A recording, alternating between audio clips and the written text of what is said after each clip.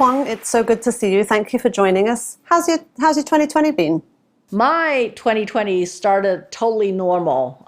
In January, I went to Paris, did my interview for the Fashion Week there, came back to Beijing on January 22nd, and finding things a little bit tense because there were a lot of rumors. Having lived through SARS, I wasn't that concerned. And on the 23rd, I had a friend of mine from New York come to my house who had a flu, and we had dinner together. And another friend who came, who left the next day for Australia for vacation on an airplane. So we were not taking this terribly seriously until there was a lockdown. And we've seen that echo around the world.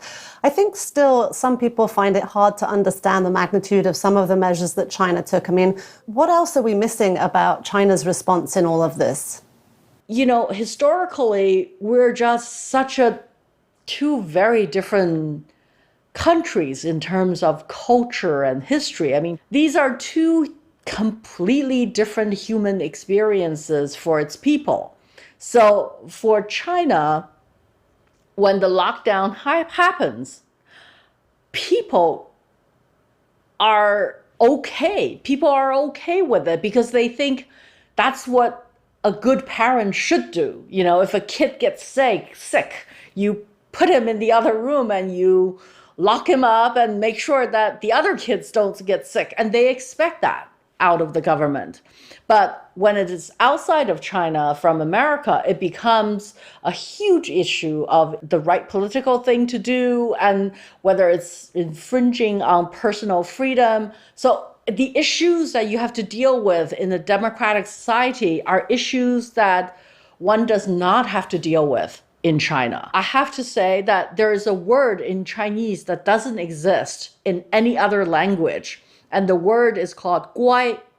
It is what you call a kid who listens to his or her parents. So I think as a people, we are very 乖. We have this sort of authoritarian figure that Chinese always look up to, and they do expect the government to actually take the actions, and they will deal with it. However much suffering there is, they feel that, okay, if Big Brother says that this has to be done, then it must be done. And that really defines China as a separate mentality. Chinese has a separate mentality as, say, people in Europe and America. And that sense of collective responsibility sometimes feels kind of a little absent from this culture. At the same time, there are, I think, valid concerns around surveillance and kind of data privacy, things like that. What is the balance here, and what is the right trade-off between surveillance and freedom? I think in the internet age, it is somewhere between China and the US. I think when you take individual freedom versus collective safety, there has to be a balance somewhere there. With surveillance, the head of Baidu, Robin Li, once said the Chinese people are quite willing to give up certain individual rights in exchange for convenience. Actually, he was completely criticized on Chinese social media, but I think he is right. Chinese people are willing to give up certain rights. For example, Chinese mostly are very proud of the payment system we have, which is you can go anywhere just with your iPhone and pay for everything, and all they do is face scan. I think that probably freaks Americans out. China right now, we're still under semi-lockdown. So if you go anywhere, there's an app where you scan and you input your mobile phone number, and the app will tell the guard at the entrance of the mall, for example, where you have been for the past 14 days. Now, when I told that to an American, she was horrified, and she thought it was such an invasion of privacy. On the other hand, as someone who is Chinese and have lived in China for the past 20 years, although I understand that American mentality, I still find I'm Chinese enough to think, I don't mind this. And I'm better, I feel safer entering the mall because everybody has been scanned. Whereas I think individual freedom as a abstract concept in a pandemic like this is actually really meaningless. So I think the West really need to move a step towards the East and to think about the collective as a whole rather than only think about oneself as an individual. The rise of antagonistic rhetoric between the US and China is obviously troubling. And the thing is, the countries are interlinked whether people understand global supply chains or not. Where do you think we head next? This is the most horrifying thing that came out of this. The kind of nationalistic sentiments on both sides in this pandemic. Because I'm an optimist, I think what will come out of this is that both sides will realize that this is a fight that the entire human race have to do together and not apart. Despite the rhetoric, the global economy has grown to such a integration that decoupling will be extremely costly and painful for both the United States and China. It's also been interesting to me to see the criticism that China has received quite vocally. For instance, they've been criticized for downplaying the death toll, arguably, also for trying to demonize Dr. Li, the Wuhan doctor who first kind of raised the alarm about the coronavirus.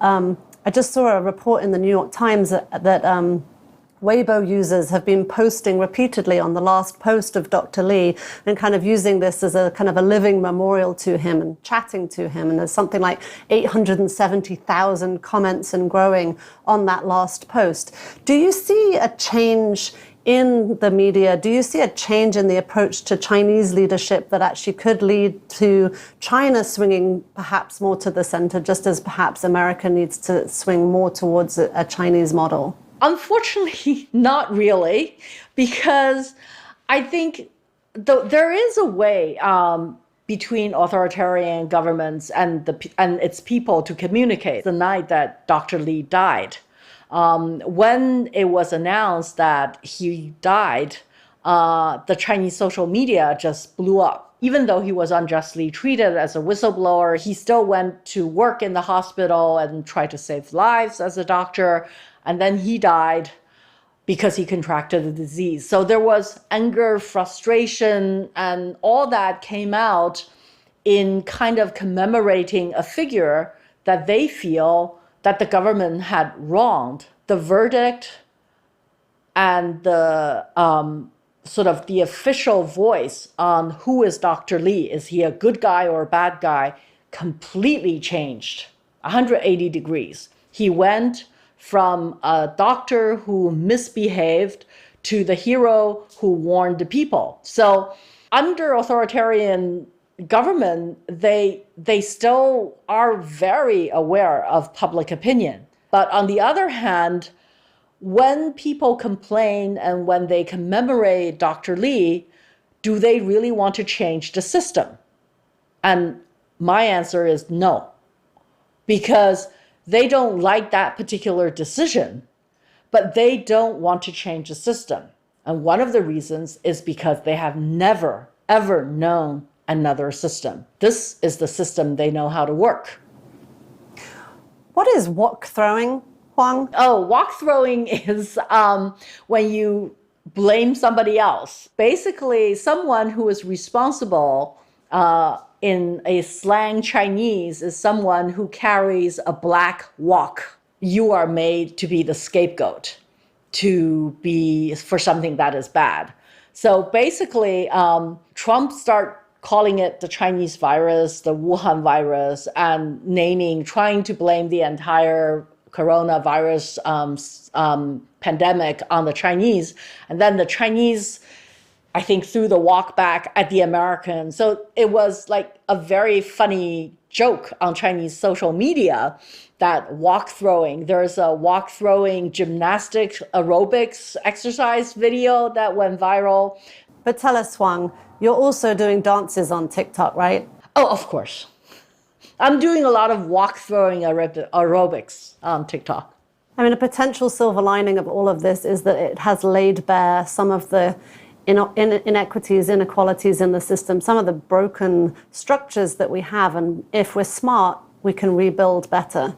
Yes. I think one of the silver linings of this pandemic is that we do realize that human race have to do something together rather than to be distinguished by our race, by the color of our skin, or by our nationality, that this virus obviously is not discriminating against anyone, whether you're rich or poor, important or not important, or whatever skin color or nationality you are. So it is a time to be together rather than to try to pull the world apart and crawl back to our own nationalistic shells. It's a beautiful sentiment. Huang Hung, thank you so much for joining us from Beijing. Stay well, please. Thank you, Helen, and you stay well as well.